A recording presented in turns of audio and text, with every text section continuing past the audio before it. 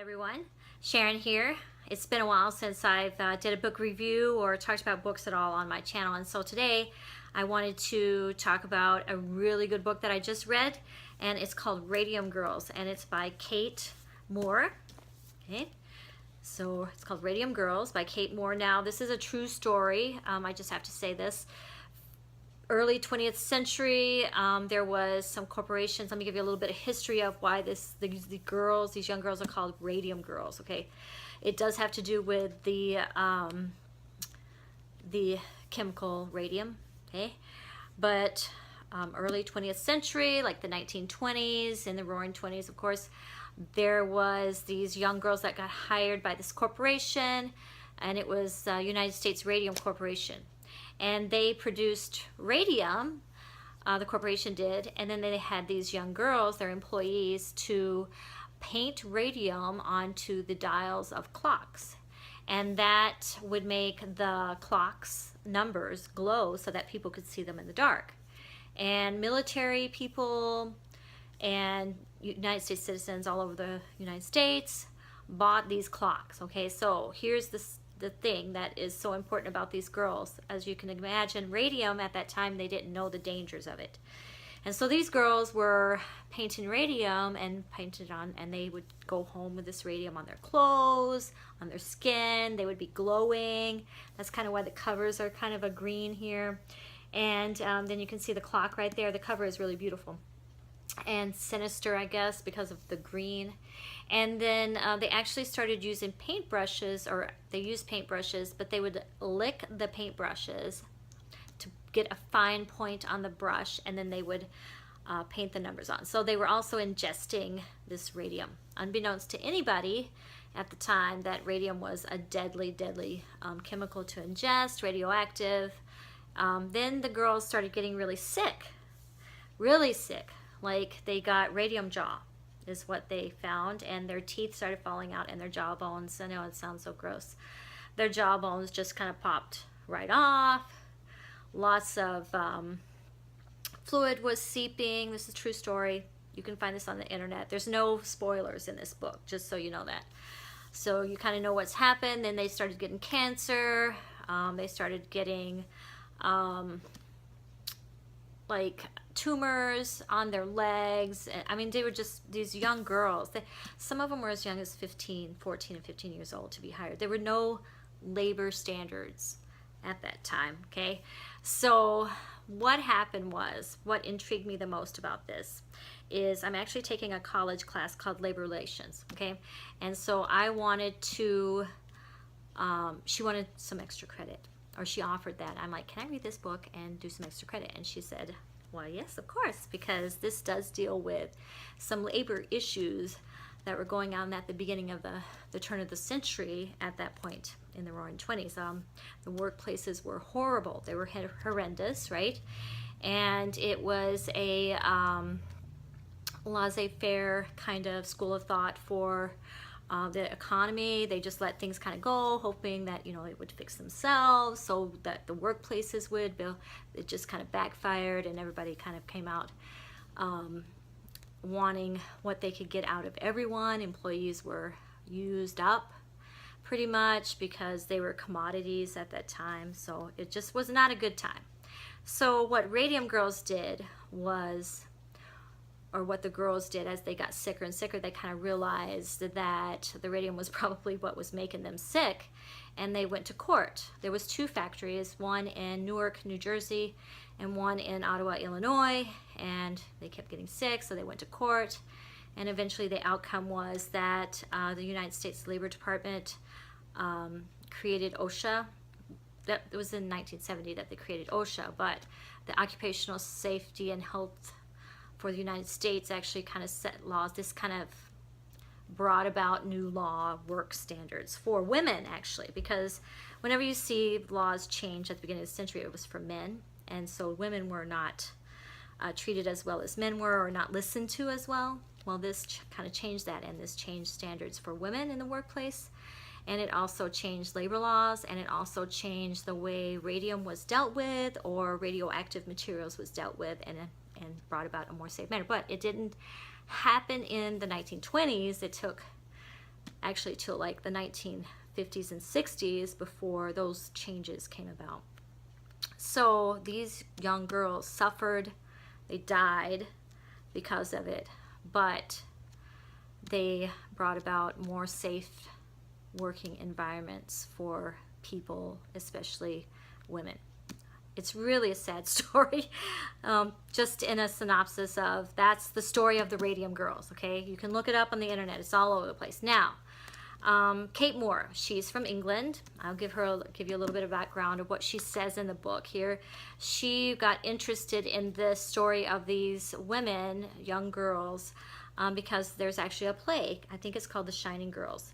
And she found it and she produced it in England, okay? And so she got more interested because there was not very much information about this available to her in England. And so she started doing research, and she came to the United States and she interviewed, and there's quotes and interviews, and she actually wrote this novel with the emotions and the feelings of the girls, of what they went through.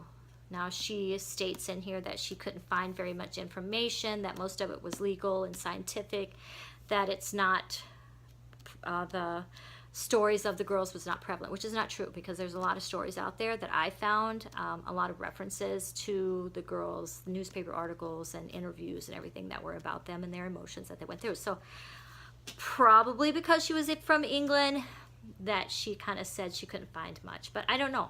Maybe she just did research, but that's what she said. Anyways, I really like this book. It was well written. It was written in a novel style, so it wasn't all scientific. I don't want to say mumbo jumbo, but that's probably what it would have read to me. If it had been more scientific or legal, I would not have understood it as well. Let's just say that.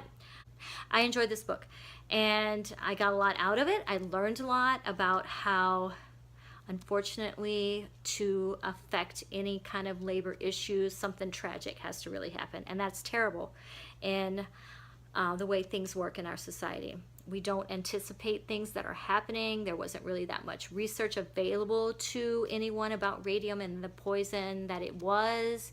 As a matter of fact, it was quoted as being healthy for you, but the only way that the public, corporations, or people in general would have known that radium was harmful was they would have had to read scientific magazines, because there was publications that Marie Curie put out that said, okay, well, it can do this, right?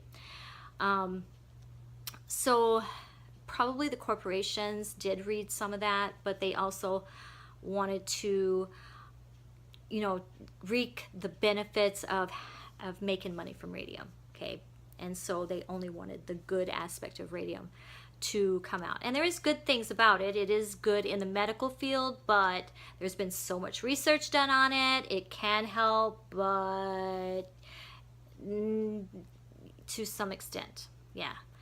So when she wrote this book, I don't think Kate Moore had enough information, or she said she only read scientific and medical journals and legal and all that, but there's enough of that out there. I don't know what I'm trying to say. There's a lot of information about it. They were really, really famous, okay? So if you want, you can search Radium Girls or United States Radium Corporation, and you'll see everything that done. In the end, in Ottawa, Ottawa was the worst. I don't know about Newark. I didn't read that much about Newark, but Ottawa, even now they're cleaning up the radioactive residue from the radium that was used. It's really sad. So, but labor laws changed because of this. It become more to, or helped to become more to protect the employee than the corporation being protected, which is what we want, right? Then, yeah, I really liked the book. It was heart-wrenching at times, to be honest, which you would expect, right? Because these young girls knew they were going to die. Yet, here's the thing. They were very brave, and they kept fighting, and they went to court. Even though they knew they were dying, they didn't just give up. They fought for everyone else that was going through the same thing, or that maybe would be in the future. And they also, even after they died, and she says this in the book, that they still contributed to helping other people because their bodies were used to research the effects of radioactive material on the long-term effect. And so a lot of them, even alive, they would go to a company and they would have tests done on them, even when they were alive, no matter how sick they were. They would go like twice a year, I guess, in the book is what it said. And then they would have these tests done, and then even the ones that were dead, they would have their bodies exhumed, and they autopsied them, and they studied them, and continuously over a year to see what would happen to the radium. And it was just a very interesting read, and she writes about all of that in the book, so I really enjoyed it. So I would, I'm going to rate this book probably a 4.5 out of 5, maybe a 4, because the timeline was just kind of weird, and Kate Moore didn't she jumped around a lot. Like, she would jump to Newark, New Jersey in the 1930s, and then she would jump to Ottawa in the night. See, I'm even confused about talking about it. So I got kind of confused on the timeline about in which way it went. Like, sometimes she would say 1970s is when they did this, but then she would go back to the 1940s in Ottawa. Okay, and then she also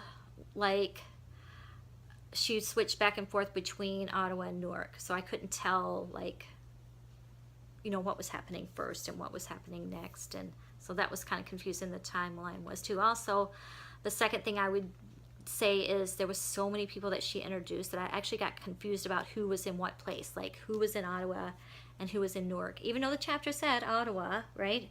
I still got confused. Wait, is this in New York? Because her chapters were fairly long. So I would definitely give this like a 4 out of 5 stars because of those two things that I had issues with. She just really introduced way too many people, too many of the girls. I lost track of the names. And if she'd probably just kept with the most famous ones that actually went to court, there was probably only 10 of them. She introduced a whole lot more than that. And she talked about them everybody a whole lot more. Or maybe the first one that died, she did talk about that, and then kind of went on to the legal case and the most famous ones. Maybe that would have been all right. But like I said, she introduced, or tried to anyways, everyone. So it got a little overwhelming as far as that goes. So a 4 out of 5. Well, overall, it was a really, really good read. I would definitely recommend it for somebody else to read. And then doing this video will hopefully, get me some extra credit from Professor. I'm not gonna say your name, but anyways, that's okay too. Yeah, 4 out of 5, good read, very sad, heart-wrenching, but you know what? You learned a lot about how 20th century workplaces were and how they cared for their employees, which was nothing. And then you also learned about how the employees can change the law, and that was I felt was very important too. All right, and that's all I have for today. I just wanted to do this one book review, get that out there, recommend it to you guys, share my opinions and my thoughts on the book and on the story of Radium Girls. It's a very interesting read. Let me know if you've read the book and how you thought about it too. And then if you have any recommendations also, I'll take those, of course, and look into that. I'd love recommendations. Like my channel, share my channel, that'd be great too. The more the merrier. Thanks and have a great day. See you soon.